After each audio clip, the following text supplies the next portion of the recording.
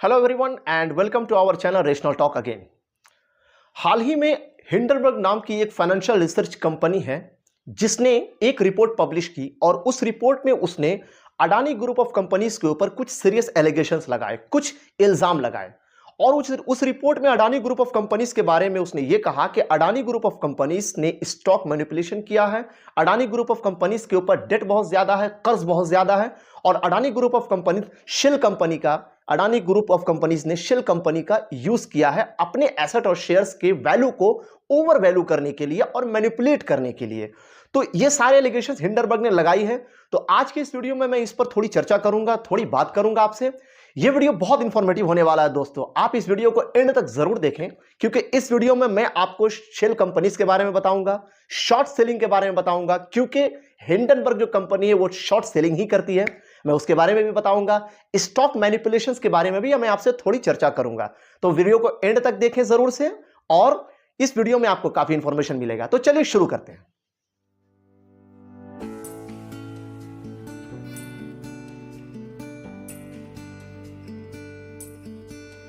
दोस्तों मैं चाहता हूं कि सबसे पहले मैं आपको हिंडनबर्ग कंपनी के बारे में थोड़ी जानकारी दे दूं।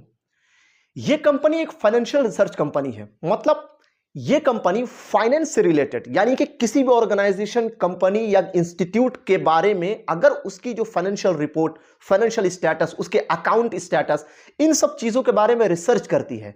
सही गलत अगर कोई गड़बड़ चल रही है या किसी कंपनी का फाइनेंस कितना स्ट्रांग है, कितना कमजोर है, वगैरह वगैरह, ये सब वो रिसर्च करती है।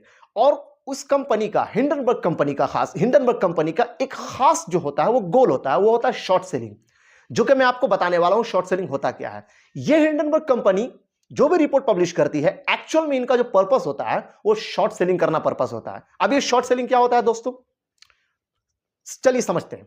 मान के चलिए कि मेरे पास अडानी ग्रुप ऑफ कंपनीज में से किसी भी एक कंपनी का एक शेयर है, मेरे पास एक शेयर है और उस शेयर की वैल्यू है, सपोज करते हैं 2000 रुपए। आपने या किसी भी मेरे दोस्त ने मुझसे वो शेयर उधार लिए, पैसे नहीं उधार लिए, शेयर उधार लिए, यानी कि शेयर उधार लिया है तो शेयर ही वो मुझे वापस करेंगे। 2000 रुपए का एक शेयर मुझसे उसने उधार लिया और मैंने दे दिए। कल को कुछ समय के बाद उस शेयर की वैल्यू 2000 से घटकर 1000 हो गई। उसी बीच में जिस दोस्त ने मुझसे वो शेयर उधार लिए थे उसने मार्केट में 2000 रुपए के वैल्यू पर उस शेयर को बेच दिया और 2000 रुपए कैश पैसे उसने कमा लिए। अब जब कंपनी की शेयर की वैल्यू 2000 से घटकर 1000 हो गई तो वापस उसने 1000 में उसी शेयर को मार्केट से खरीदा और मुझे शेयर लौटा दिया। इस बीच उसने 1000 रुपए का फायदा कमा लिया। इसे कहते हैं शॉर्ट सेलिंग। बिल्कुल मैंने सिंपल में आपको बता दिया। इसके डेफिनेशन टेक्निकली और भी कुछ होते हैं बट सिंपल में आप ऐसा समझ लीजिए आप, ठीक है। ये तो हो गया हिंडनबर्ग जो शॉर्ट सेलिंग करती है वो होता क्या है वो मैंने आपको बता दिया। अब हिंडनबर्ग ने अपने रिपोर्ट में अडानी ग्रुप ऑफ कंपनीज के ऊपर जो एलिगेशंस लगाए हैं मैं थोड़ी उसकी बात कर लेता हूं। फर्स्ट एलिगेशन जो है, फर्स्ट इल्जाम, वो है स्टॉक मैनिपुलेशंस का। उस रिपोर्ट में उन लोगों ने यह कहा, हिंडनबर्ग कंपनी ने यह कहा कि Adani group of companies shell company का यूज करके अपने ही कंपनी के एसेट या शेयर्स को ओवर वैल्यूड करती है, उसको मैनिपुलेट करती है, यानी खुद ही इनडायरेक्टली इन्वॉल्व होकर के उस कंपनी, अपनी कंपनी के शेयर की कीमत को बढ़ाती है। कैसे बढ़ाती है वो मैं आपको समझाता हूं। पहले शेल कंपनी समझ लीजिए। शेल कंपनी वो कंपनी होती है जिसका कोई एक्चुअल में कोई बिजनेस नहीं होता, वो कोई बिजनेस, कोई प्रोडक्शन या कोई सर्विस नहीं देती है, कोई बिजनेस ऑपरेशन उसका एग्जिस्ट नहीं करता है, उसके कोई सिग्निफिकेंट एसेट भी नहीं होते हैं, यानी कोई फिजिकल प्रॉपर इंफ्रास्ट्रक्चर भी आपको शायद नहीं मिलेगा, बिल्कुल नहीं मिलेगा। अब आप सोचेंगे कि ये तो गलत हो गया, ये तो भाई इलीगल होना चाहिए। तो दोस्तों शेल कंपनी पूरे तौर पर इलीगल नहीं है। जी हां, पूरे तौर पर इलीगल नहीं है, लेकिन शेल कंपनी का यूज करके बहुत सारे लोग या बहुत सारा ऑर्गेनाइजेशन कुछ इलेजिटिमेट, जो लॉ में परमिसिबल नहीं है, जो लॉ में जिसकी इजाजत नहीं है, वो ऐसे कामों को अंजाम देती है। हां, वो गलत हो जाता है, बट शेल कंपनी अपने आप में पूरे तौर पर इलीगल नहीं है। अब अडानी ग्रुप के बारे में इन्होंने क्या कहा कि शेल कंपनी का यूज करके स्टॉक मैनिपुलेशन किया। देखिए, किसी चीज की वैल्यू कब बढ़ती है, जब उसका डिमांड बढ़ता है। डिमांड कब बढ़ता है, जब ज्यादा से ज्यादा लोग उसको खरीदने के लिए आते हैं।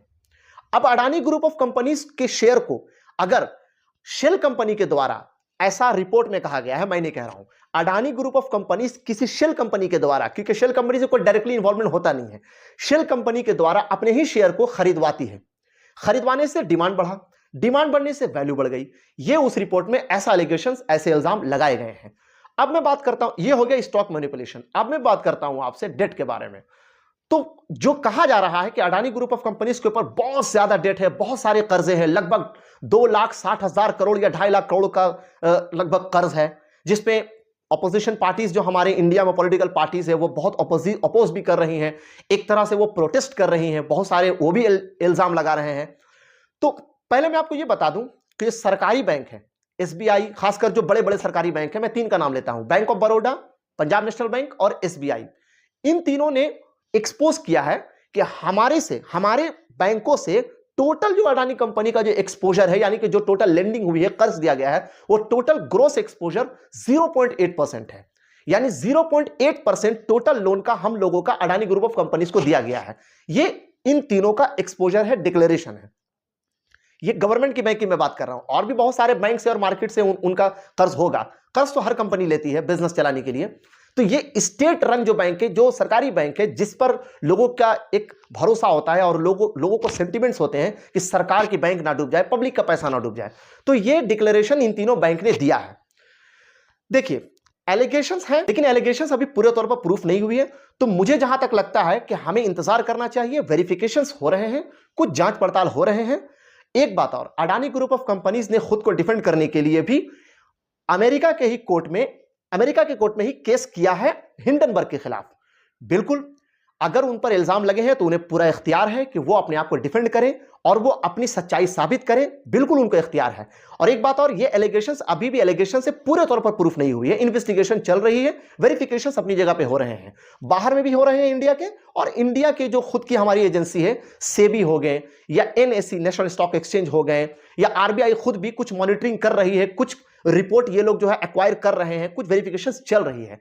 तो हमें लगता है कि हमें वेट एंड वॉच करना चाहिए, हमें इंतजार करनी चाहिए। और इसी बीच में बता दूं कि मॉरिशस के जो स्टॉक एक्सचेंज के जो एग्जीक्यूटिव हैं, उन्होंने ये डिक्लेयर किया है कि अडानी ग्रुप ऑफ कंपनीज के शेयर्स और उनके जो भी ट्रांजैक्शंस हमारे कंट्री में होते हैं, उनका उन लोगों ने जांच किया, वेरिफिकेशंस की, और उन्होंने कोई भी इलीगल एक्टिविटी या लॉ का उल्लंघन नहीं पाया, किसी भी कानून का उल्लंघन उन्होंने नहीं पाया। यह मॉरिशस के स्टॉक एक्सचेंज के, स्टॉक मार्केट्स के एग्जीक्यूटिव का कहना है। अभी इंडिया में भी हमारे यहां जांच चल रही है, वेरिफिकेशन चल रही है। जब तक ये चीजें पूरे तौर पर साबित नहीं हो जाती, हमें जल्दबाजी में इसे स्कैम, घोटाला जो कहा जा रहा है इस तरह से, ये राय देना मुझे नहीं लगता कि मुनासिब है। स्कैम, घोटाला कुछ थोड़ा एक्सट्रीम लेवल की चीजें हो जाती हैं। अभी तो ये सिर्फ एलिगेशन से, स्टॉक से रिलेटेड और डेट से रिलेटेड, अभी तक तो पूरे तौर पर यह कहा भी नहीं जा सकता कि उन्होंने पैसे डुबा दिए हैं पूरे। तो अभी थोड़ी हमें इंतजार करने की जरूरत है।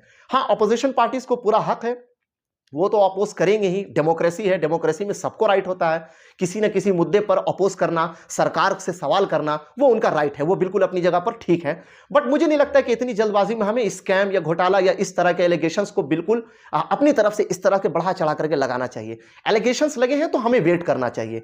हमें उम्मीद है कि सच्चाई सामने आ ही जाएगी, और उम्मीद है कुछ एलिगेशंस सही भी हो सकते हैं, कुछ गलत भी हो सकते हैं। So let's wait and watch. ये हर कंपनी के साथ हुआ है। एक बात और, शॉर्ट सेलिंग के लिए एलिगेशंस इससे पहले धीरू भाई अंबानी की कंपनी पर भी लगी है, बहुत सारी कंपनी पर भी लगी है। कुछ कंपनी सच्चे साबित हुए हैं, तो कुछ कंपनी के ऊपर एलिगेशन सच साबित हुए हैं। तो let's watch for Adani group of companies, what will happen in future.